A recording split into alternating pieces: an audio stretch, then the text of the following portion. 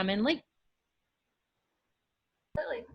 All right. Well, welcome everyone. Thank you for being here. Rebecca and I are really excited about this idea, so we're excited that it could come to life today.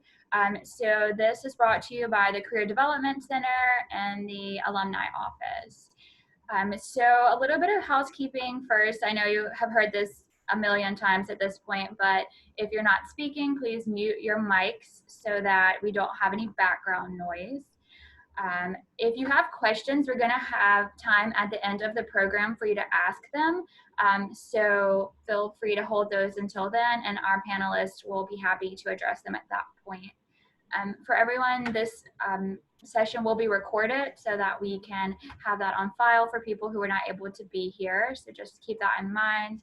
And you might notice we're one panelist short. Unfortunately, Emma Williams-Jensen is sick today, so was not able to be with us. So we hope that she will be feeling better. So if you don't know me, I think I actually know most of you, but if you don't know me, my name is Megan Fallon. I am the director of the Career Development Center at Randolph. And my colleague Rebecca will introduce herself, and we'll let the panelists do so. Yeah, I'm Rebecca Hogg, and I am the Alumni Engagement Coordinator in the Alum Office, and I actually just started in April, so I'm really excited to be a part of the Randolph family. And I'm sorry if I'm speaking, if we hear any beeping or the doorbell, that's people that will be joining us. But for now, if our panelists want to introduce themselves, so I'll hand it over to Danielle, since she's right beside my picture. Hey guys, I'm Danielle. I go by Dan, just makes things easier. I graduated Randolph in 2015. I majored in sociology with minors in business and international relations. Currently living and working in Charlottesville for the Ron Brown Scholar Program, which is a nonprofit that has college access resources to low-income African-American students. So happy to be here. Thanks, guys.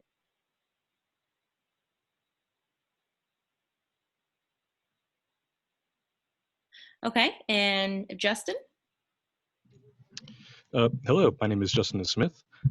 I work for FAM Construction in Fairfax, Virginia, working on the Transform I-66 outside the Beltway project. Some of you local to Northern Virginia might be aware of this. I apologize for the traffic. It's going to last a few more years. Can't wait to tell you guys what I'm living and answer some questions. All right, Will? Yes, thank you. I'm Will Dede, class of 2014. I was a double major in political science and history, and currently I live and work in Washington, D.C. I'm a health associate for.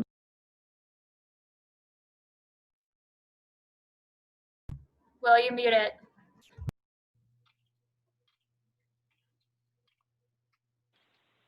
There we go. Okay.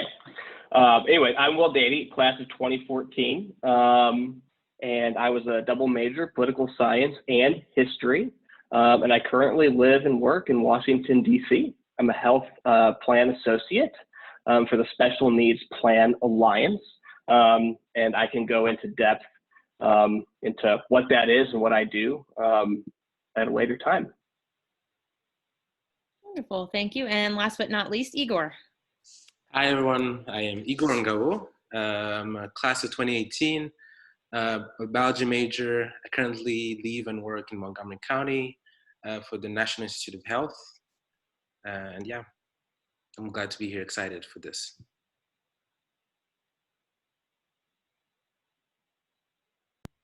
Okay.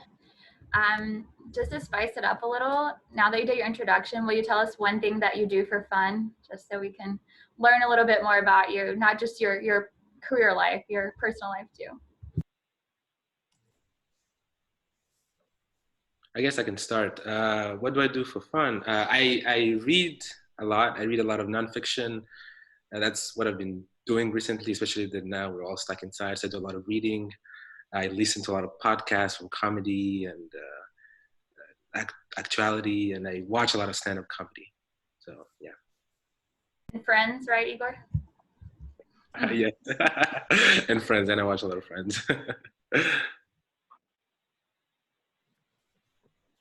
Justin? In my spare time, I enjoyed participating in nature photography. And when I'm not doing that, I am working on getting into drag racing, believe it or not. Legitimate, on tracks. Yes, so try to keep things interesting to say the least. How about you, Will? So I'd say my biggest hobby is that I show dogs, and I recently got a puppy who is now 3 months. So that is my entire hobby. So because he's 3 months, he has to go to the bathroom all the time. So I spend most of my time walking inside and outside every 2 hours. Great. And how about you, Dan?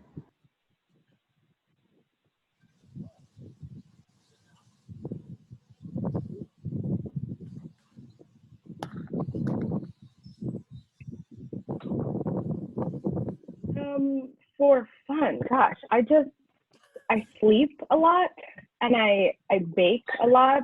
I bake way more than I should for someone living by myself, because then I end up having to eat it all, and then I get bored and have to bake something else. So that's been my quarantine. I also love podcasts, and I love true crime murder documentaries. If there's a documentary about some kind of serial killer, I love that. Especially in these times, I don't know why I sink myself into these depressing documentaries, but yeah, that's my go-to. Awesome. Thanks for sharing those, guys. So tell us, if your first job out of college is not what you're doing right now, tell us what you did first. And we'll go back around. We'll start with Dan this time. Can you repeat the question again? You broke up just a little bit. So if your current job is not the same as your first job out of college, can you tell us what your first job was?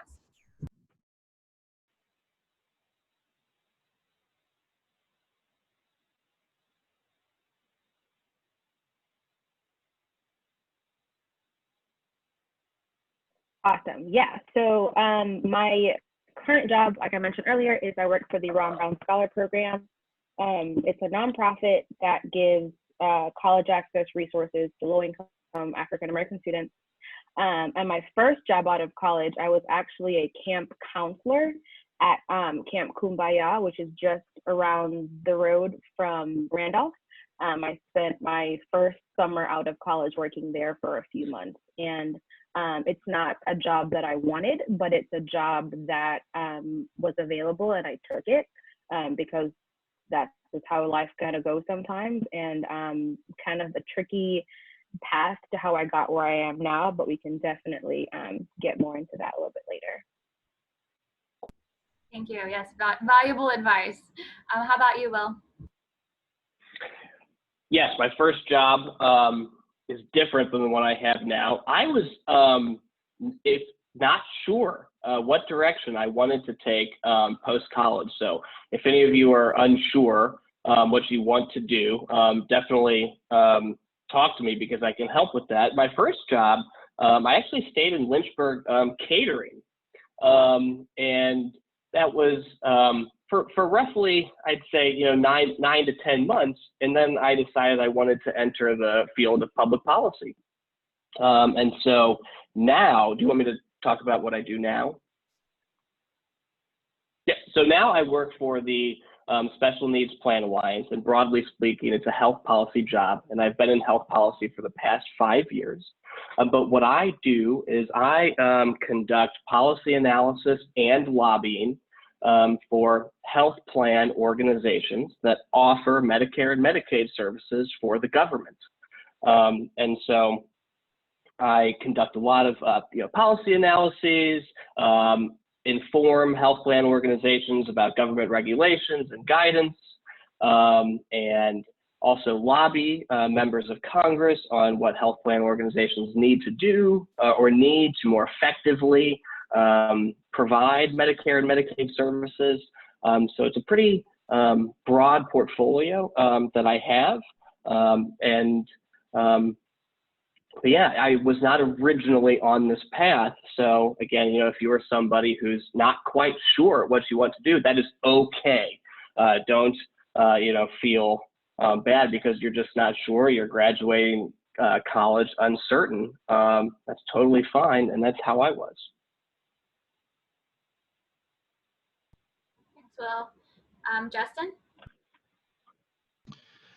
My first job out of college was actually back in my high school job. I was a lifeguard for George Mason University up until 24 years of age. When I graduated, the job market just didn't exist for new entrants, and it was real hard.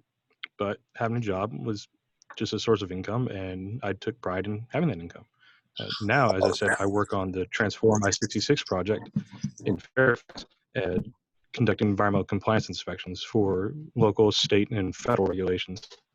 It's vastly different than what I was doing 10 years ago. Yes, thank you, Justin. And Igor? Yeah, so me too, where I am right now is not where I started. I started as a laboratory technician for a company called Lonza, and as people before me have said, it was not what I wanted to do, but I had identified the company Lonza as a company that had different opportunities in which I was very, very interested in, and I thought that starting as a laboratory technician would be a way in into the company, and that's what happened. So I started as a laboratory technician. In a few months, I was able to identify different positions that interested me more than what I had, and I applied there. And applying, and we'll probably touch this later, applying internally and applying externally, you definitely benefit a lot when you're inside the company from outside. So that's how I started, from being a lab tech to R&D, and later on transitioned to where I am today at the NIH. Great. Thank you all for sharing that. All right. So our next question is, what is one bit of advice that you wish someone would have told you when you graduated college? And Igor, we'll start with you. Yeah, so this is actually something somebody told me, two things people told me when I graduated.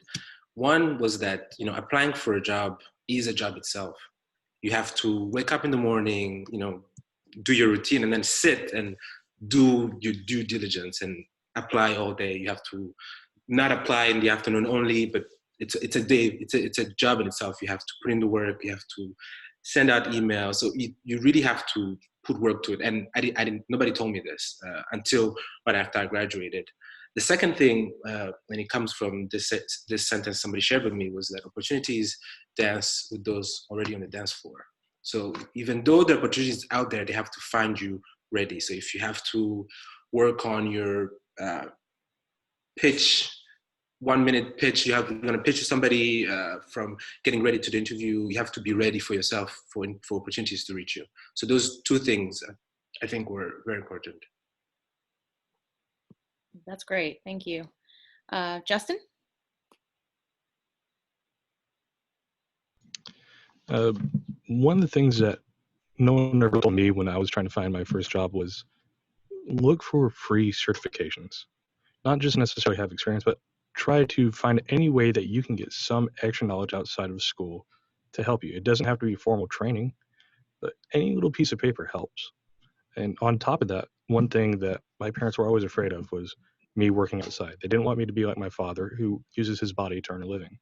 Well, here I am wearing a reflective vest outside on the side of a highway every day, putting my education to good use.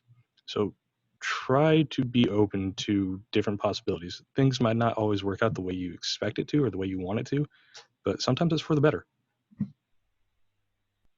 Yeah, that's great. Will?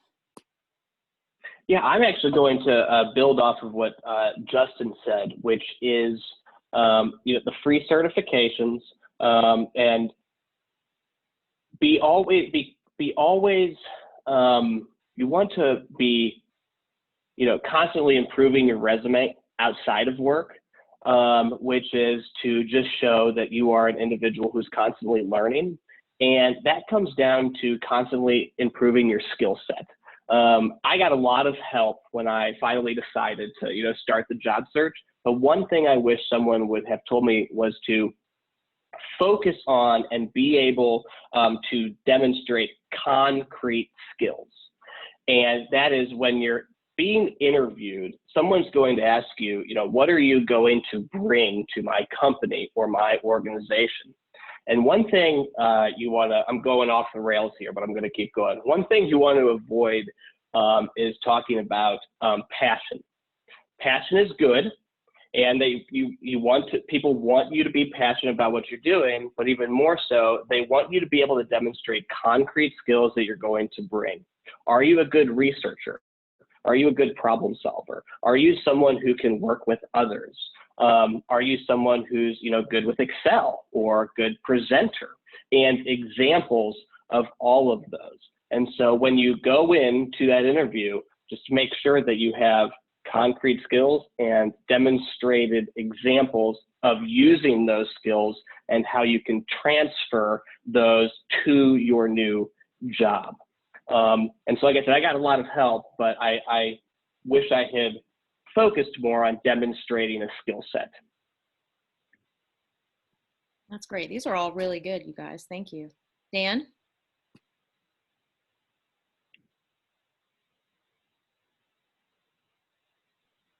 Yeah, just kind of want to, everything that the panelists have said, absolutely spot on. I agree 100%.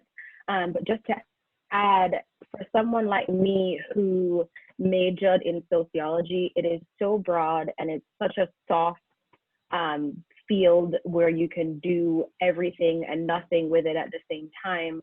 I got so caught into searching for jobs that needed a sociology degree that I didn't allow myself to open my possibilities to what else was out there, kind of like Justin said. And I learned pretty quickly that a bachelor's degree can be seen as something to just check the box that says requires bachelor's degree. So don't just funnel or silo yourself into what you think the jobs you should be applying for are based on the degree that you have. If you see something you're interested in and you think you can bring value, as Will said, to that organization, definitely go for it, apply for it. Don't just silo yourself into, this is what I majored in, this is what I studied, so here are the only jobs that I am qualified for. Definitely just keep your options very open.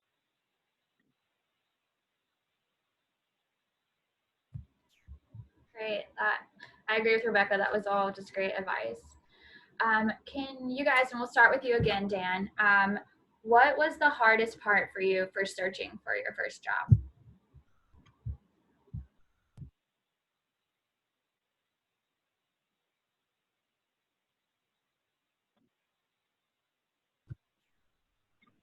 I think we lost Dan, actually. All right, so let's start, and maybe by the time we get around, she'll be back.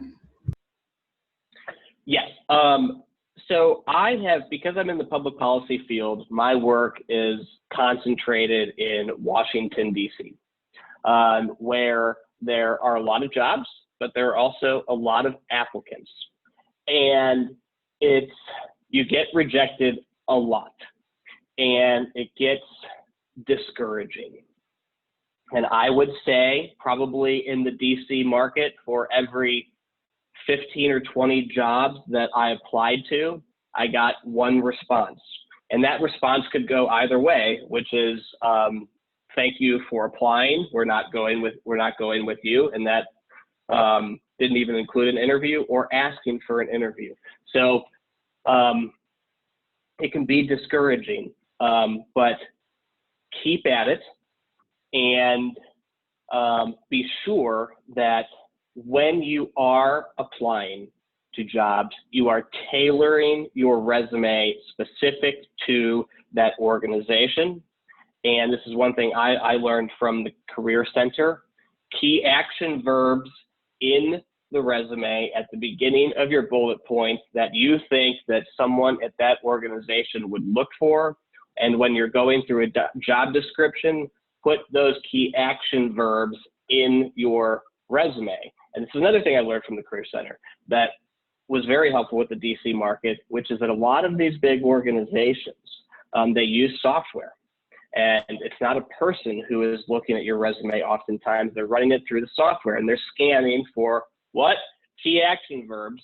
And you having those in your resume will help you get past that first round, which is the software. So 2 things, keep at it. It's discouraging, and to ensure that you're tailoring your resume to the job that you're applying to. Thank you, Will. Dan, we'll come back to you. We're still doing what was the hardest part of searching for a job for you? Oh, okay. So the hardest part for me is the hardest part for me, and still is to this day, is I don't know if we have any international students on this panel, but I'll give a little bit of the international student perspective. And if you've been paying attention to anything that's happening today, it's not a very pleasant job market for a foreign national at this time. When you are on a student visa, you have 90 days to find a job. You have 90 days past your graduation date to find a job, and it's in your specific field. And if you don't find a job in those 90 days, your visa is revoked and you essentially have to go back home. So I don't know if my other panelists can speak to this, but finding a job in the first 3 months of graduating is very, very difficult. There's a lot of misinformation being shared about what it means to hire a foreign national and what that looks like. So for me, I got a lot of no's, primarily based on, I'm sorry, we don't have the resources, or we are not capable, or we're just not interested in hiring a foreign national at this time. And it was very discouraging because let's just be real here, I'm a pretty competitive candidate for the positions that I applied for, because I applied for positions that I knew I'd be a good fit for. But to have the misinformation being spread and the stigma of being a foreign national searching for a job post-graduation was absolutely difficult. One particular time I can remember is I received a job, I got the offer, I was getting ready to drive halfway across the country and move. They called me the day before I was set to move and said, "We are so sorry, we must have skipped the part in your application where you said you were not a US citizen and we can no longer offer you this position," and rescinded the position. And I was very upfront in all my materials and in all my interviews that I am not a citizen. I was not requiring sponsorship, but I would like to work for a year. And they still said that they somehow missed it and rescinded the offer. So again, don't know if we have any foreign nationals here, but for me, that definitely was the most challenging. Thanks for sharing that perspective, Dan. Justin, to you. For me, I think one of the most difficult parts of the job application process was just the rejections or the complete lack of a response entirely. That's hard on someone who's young, who is trying to put their foot into the job market and just doesn't know what they're doing. As many have said before me, there's a lot of information. There's a lot of lack of information. It's difficult to navigate through that. You want so very much to put forward these skills that you've developed for 4+ years, only to find out no one is speaking with me, no one is communicating with me, and that's hard to cope with. But it's important to try and maintain some form of positivity, because things will end up working out. Might not work out the way you want to initially, but it will work out. Thanks, Justin. And Igor. Yeah, so I think me and Dan, shared that one thing of being international student as we graduated and joining the job force. And as she said, it's something that's very, very, very difficult, and it's an extreme sport, to be honest. But my experience is slightly different in the sense that when you graduate in the US with a science degree, you're allowed to work for 1 year, and that could be renewed for 2 years. And I'm still currently on that. So it's slightly different. But again, when you start conversations and you tell them they're international students, sometimes you get rejection, sometimes they say no, they say yes, and then eventually say no. So it's very, very difficult to navigate that. There are ways to navigate that. Of course, one amongst the others is that legally, they're not allowed to refuse. If they've offered an offer and you've started, they can't say, no, we're not going to take you because international student, unless, there's certain criteria, as if you require security clearance or etc. So they're not, you can take legal action basically. But so yeah, there are ways to work around those things and try and be as competitive as possible. The second thing, as Will mentioned, the electronic system that sorts through applications, the fact that you can apply and your resume, your well-tailored resume, might never encounter the eyes of a human being. And that also is very, very, very hard. Something that I have found, something that I've been doing when I was applying for jobs is looking for, say, I'm applying for Randolph College and looking for the recruiters online. Say, Megan Cruz, she's a recruiter, I'm gonna reach out to her, send her a courtesy email like, hey, I saw you guys are hiring for XYZ. I think I'll be fit. Even attach an email and offer to have a discussion. Sometimes recruiters are very eager for those communication, and sometimes that works. I know in my experience, it worked once and led to an offer, but I ended up not going there. But that has worked. So you have to find innovative ways to work around those problems. And one of those was what I just shared. Great. Thank you all. That was really, really good. So now, once you finally did get an interview, tell us what your best piece of advice for an interview is. And Igor, we can start with you again. Yeah, I think something I didn't know until, say, my fifth or sixth interview is to ask questions. The interview process, you're getting interviewed, but you're also interviewing them to see if you're a good fit. So definitely my advice to people going for interviews is do your due diligence on the company. Say if you're applying to Randolph, look up that it used to be a all-women's college that turned into a co-ed. Ask about that, ask about the culture, ask about, be interested in the company, look for certain specifics, and that definitely helps you stand out in the interview process. The second thing that I like to share with people is, be personable. Interviewers like to hire human beings, share, be personable in your interviewing process, be yourself, because at the end of the day, employers want to hire interesting people, fun people to work with. Good. Very true. Justin? I will agree with the sentiment about being personable. I think that's very important. An interview is a conversation, and you want to have a good balance and interact with that person very well.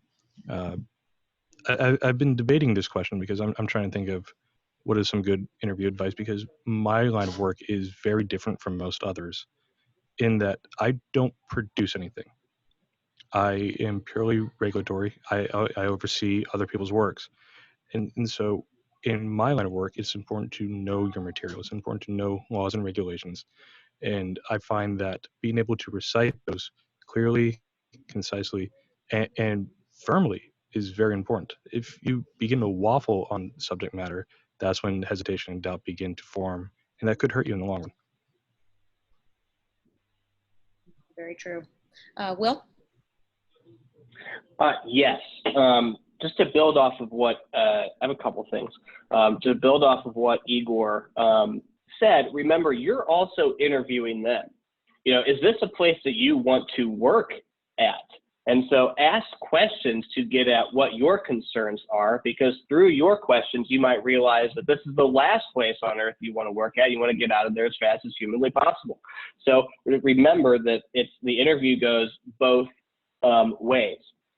The other thing is, I'm going to speak specifically to what I do, which is public policy. So there's a lot of research and a lot of writing involved, a lot of you have to display knowledge of rules and regulations and various policies. And so show up with everything. So show up with a nice resume, laminated, if possible, a nice format. Show up with writing samples. Show up, with various, work production. Recommendation letters. Just show up, prepared with everything. If you think that come with too much. So if you think that they could ask you something or ask for something, you have it, ready to go, that you're a person who shows up prepared. And lastly, just to build up what I said earlier, be sure to be ready to recite concrete examples of a skill set or various skills. Be ready to, give examples, specific examples of research, of when there was a question that you didn't know, and you found the answer, how you found that answer. You know, in my line of work, having Excel skills is very important. And, you know, how you're good at Excel, or how you're good at presenting, or can put together a good PowerPoint. And if possible, I think, like Justin said earlier, there are a lot of free certifications online. And show up with a certification or two, if possible. That shows when you're not at work, you're someone who's still building a knowledge base. I'll leave it there. Great. Yeah, something actually really quickly that popped in my mind that I wanted to share with everybody too is that right now a lot of different businesses are actually offering discounts on certain certifications. So I'm actually enrolled in an Excel course that is normally $650 that I got for $34 online. So I just wanted to share that too. I apologize. Dan? We'll try this. I'll see if my internet will keep me on. But just really quickly, again, everything my fellow panelists said were amazing. I just want to add, as a Black woman, showing up as my authentic self in my interviews was very important to me. I wanted to wear my hair the way I like to wear it. I wanted to be as authentically Dan as possible. And that meant that I was smiling a lot. I was engaging. I was bubbly, and I wasn't trying to be somebody that I was not, and trying to fit the mold of what I thought they would think the best employee for them was. Because if I showed up as someone that I was not, I was going to hate my everyday if I got that job. So I would say mirror everything my colleagues, my panelists said, but show up as your authentic self, and they will either love you and want you to be a part of their team for who you are, or you don't want to be there at all. No matter how good the job sounds or how well they'll pay you, go in, wear your hair as natural as you want, do whatever that is the most authentically you. And if you get that position, it'll be so much easier for you in days to come. Awesome. Thank you so much, Dan. Glad your internet's back for now. We'll try to let you go first, see if it will stay on for this question. So tell us about a time that you failed professionally, and then maybe what you did to keep moving forward after that, because that can be hard. Yeah, awesome. So when I read this question, I kind of thought of failure as a little bit different. And my first thought was, what mistake did you make? But for me, I don't think mistakes are failures. So when I think about a professional failure, I think of, how did I fail myself? How did I not advocate for myself? How did I not show up for myself? How did I not ensure that my value was being realized? And there were many instances of being a young professional in your early 20s or in your late teens in the work environment where you are the youngest on your team by a number of years, and you tend to defer to the older folks or the more experienced folks and lessen your voice and dim your light and not give yourself credit for the value that you can provide. So I think my biggest professional failure as I'm still navigating this young adult professional world is to not give myself credit for the value I bring, and to not advocate for myself, and to not speak up for myself in moments where I know that I have something to add. And that's something I'm working on every day. I'm 27 now, and I've been working where I'm working for almost 4 years. But there are still moments where I have to self-talk and remind myself, you add value. Yes, you are the youngest on your team by 10 years, but there is something that you can bring to the table that others cannot, and that's the reason they hired you. So that would be my biggest professional failure, so to speak, and it's something that I'm still working on with myself today. Thank you. That's great. How about you, Will? Yes. So I had a big failure, and it was at my last organization. It was early on, and let's just say there was a finished product that was incorrect that was going to the administrator for the Centers for Medicare and Medicaid Services, which is a presidentially appointed office. And so I sent a product that was incorrect. Very bad experience. And what I did was make sure I was part of the solution. And I recognized the error well. When someone informed me of the error, I ensured that I took initiative to fix it. And I didn't shut down, which is something that I have to work on, because sometimes I'm kind of someone who will, shut down. And so that will happen. You will make mistakes. Things will go badly at times. And often the proper response is to then be part of the solution and to be, proactive. No one has a perfect career or career path. There are slumps. There are ups and downs, and that was a big down in mine so far. But I recovered and continued on at that place for another few years. And you can recover from mistakes. Don't shut down. Thank you. That's great. Justin?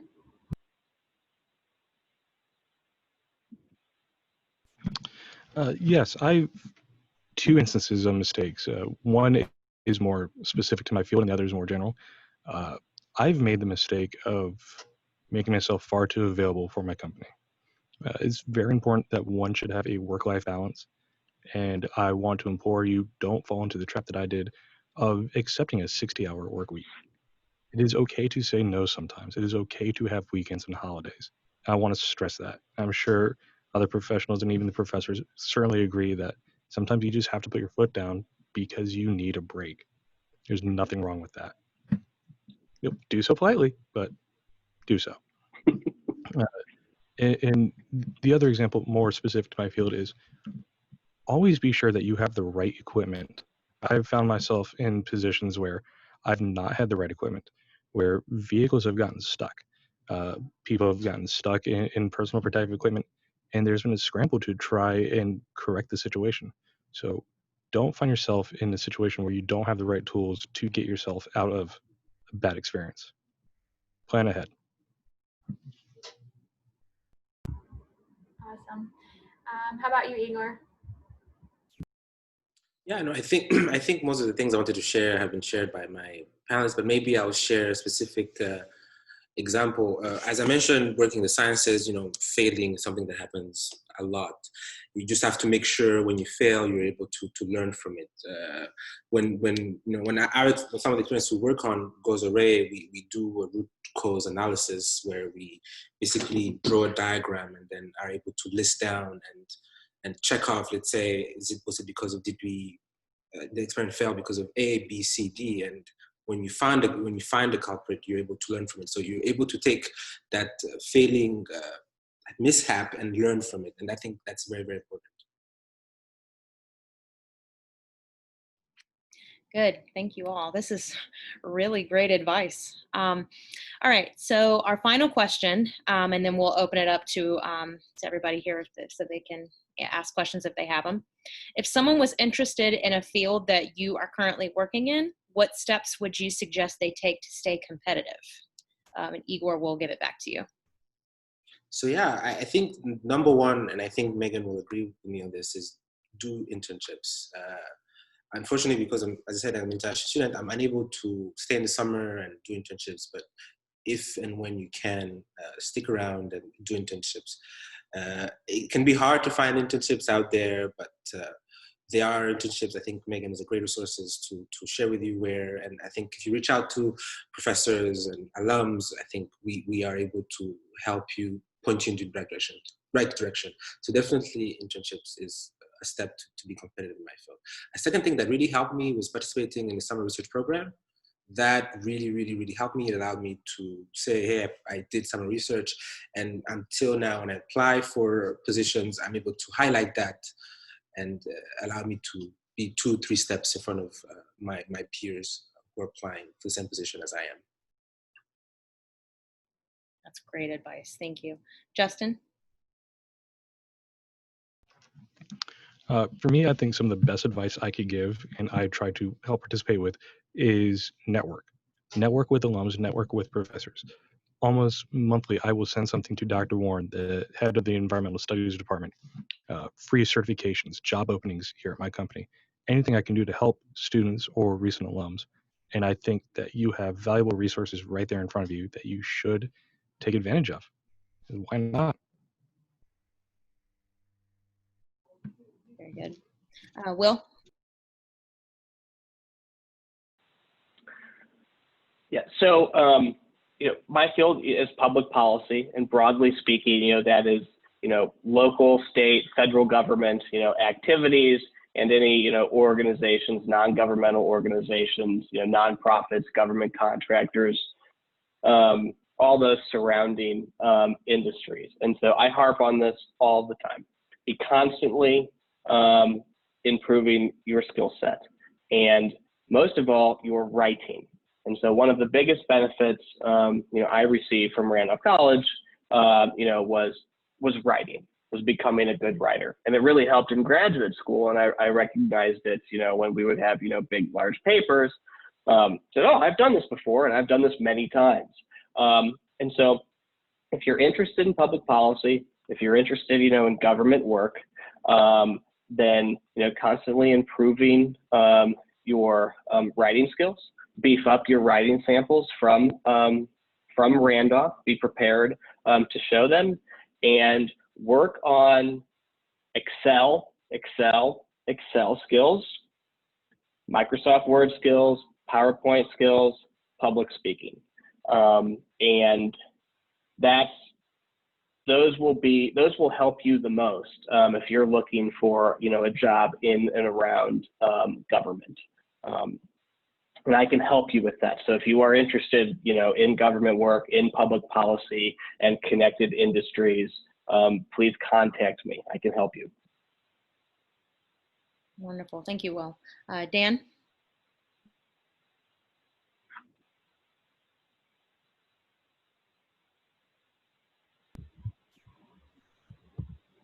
I might have dropped Dan again. I don't see her name on the list. Okay. Well, when she comes back, we can ask her to answer that. So as far as questions are concerned, Megan, do you just want to have the participants sort of type it in the chat bar and we can go one by one? Yeah, that sounds great. Okay. So if you have, oh, that's a good idea from Josh. He put his hand up. Yeah, go ahead, Josh. So I'm just curious, being that we are in the midst of a pandemic, I was just wondering if you guys could speak to how your jobs have changed since the outbreak of the coronavirus and how your companies are dealing with it.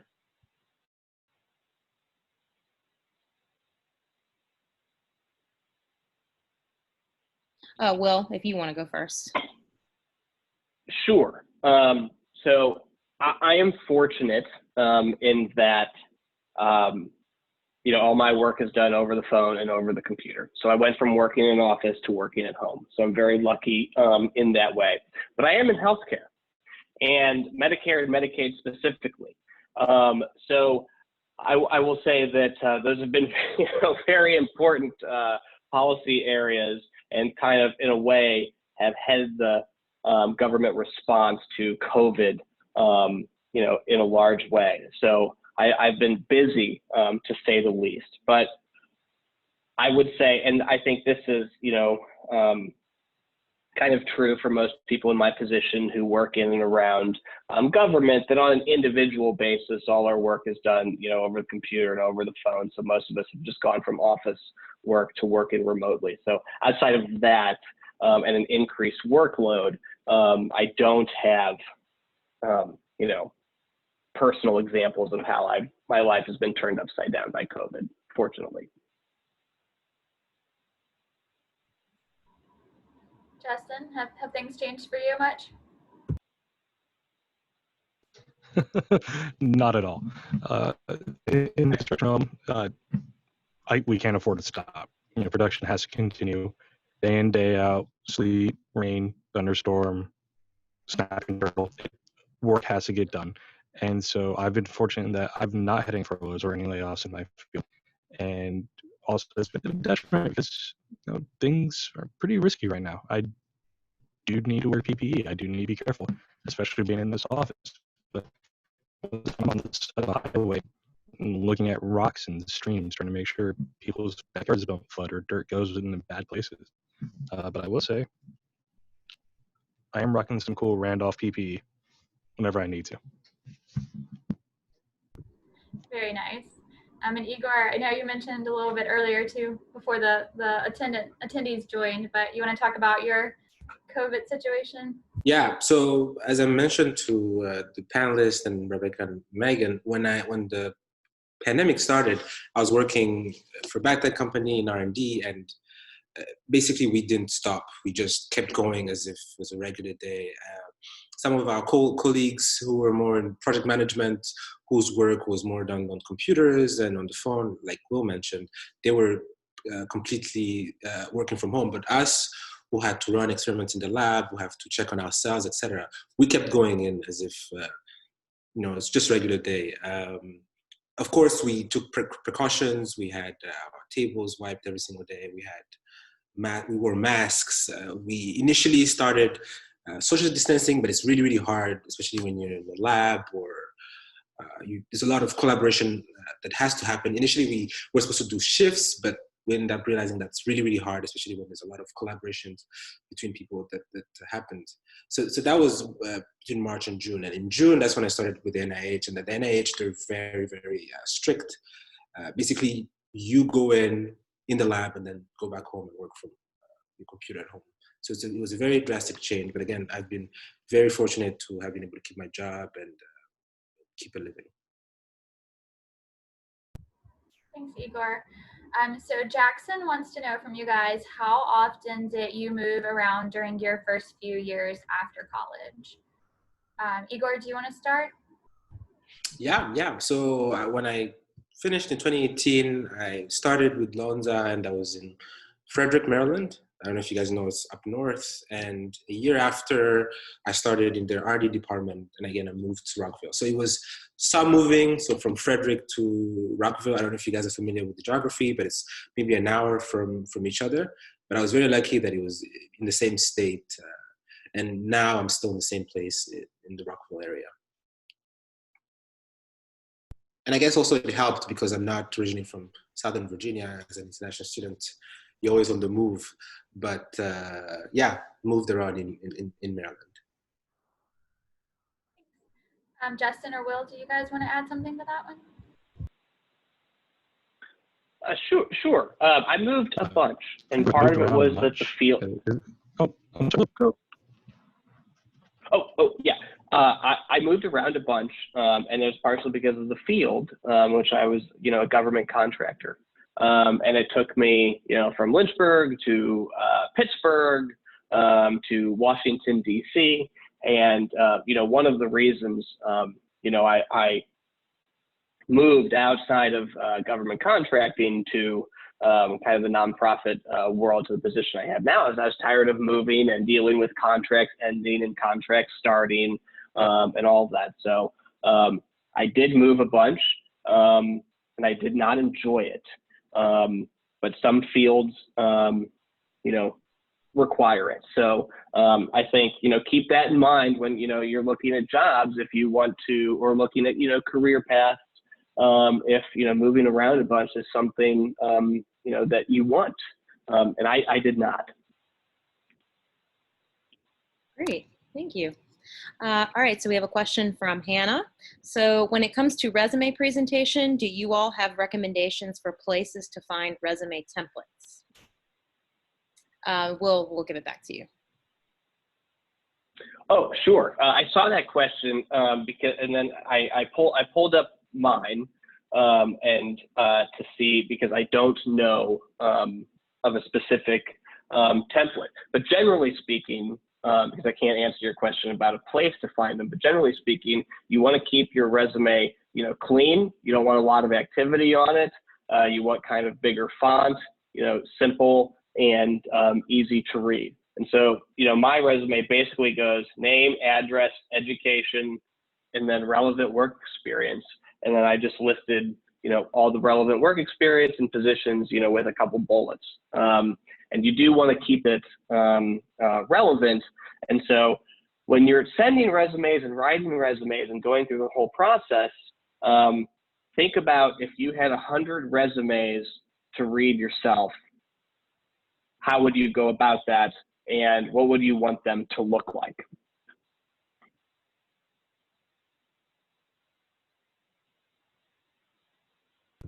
Awesome. Justin, do you want to take what are some tips you have to reach out to alumni in a career field that you might be interested in from Renita? Yes, I'd love to. If at all possible, I would begin with your advisor or your department head. They know many alums, and I'm sure many alums and they could probably put you in the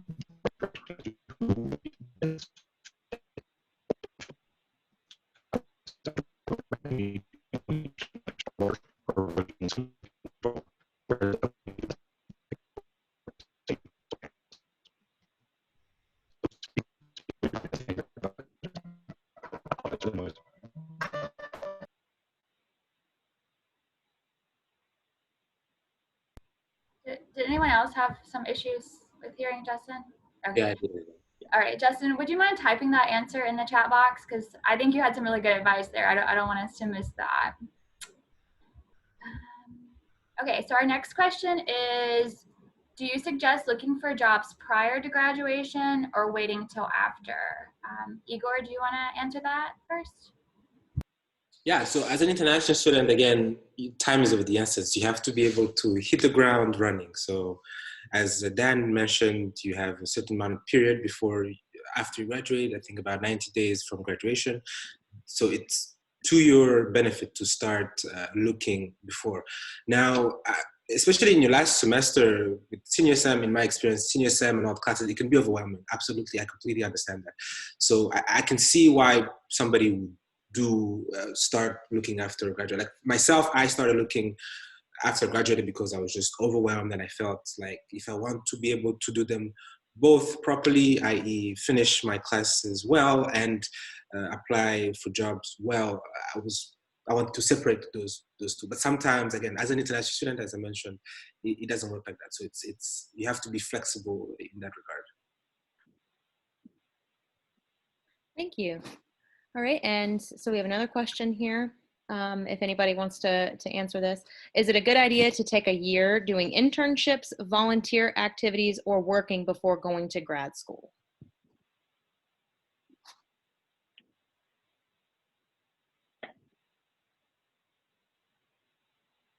Go ahead, Will. Yeah, I think that if you can get into grad school, go to grad school. I don't think there's any set formula. So if grad school is on your horizon, you want to go to grad school, apply, and if you get in, go. And you can do most graduate school programs require an internship while you're there, so you can kind of kill two birds with one stone, if you will.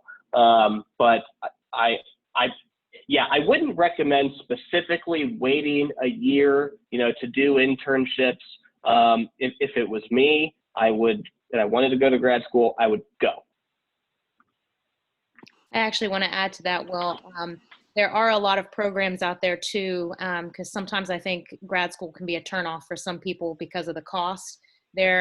Graduate school, the advice that I've always been given is don't ever pay for it, which is very true. There are tons of assistantships that you can find where you can teach on the side, or you can be a graduate assistant, and they will pay for you to go to graduate school. The institution will, and they'll pay you a stipend on top of that. So absolutely take that opportunity to go to graduate school if you can, if it's something that interests you. Well, I want to be respectful of the panelists' time as well as the attendees. So I want to just thank our panelists for their insight today. I was really blown away by a lot of that advice. It was very, very valuable. And I think that you can follow up with all of our panelists after. I know Dan already posted her email above. And if Will, Justin, or Igor, if you're okay with the attendees contacting you, if you would just put your email address, or if you prefer LinkedIn in the chat box, then they can definitely do that. If anyone does not have a LinkedIn, I'm happy to help you set that up also. It is an extremely valuable tool. Igor talked about earlier that you can reach out to recruiters. Also, your entire alumni network is right there, along with Randolph Connect. So, and to just join me in thanking our panelists for their time and their expertise today. And you are free to go. Thank you guys so much.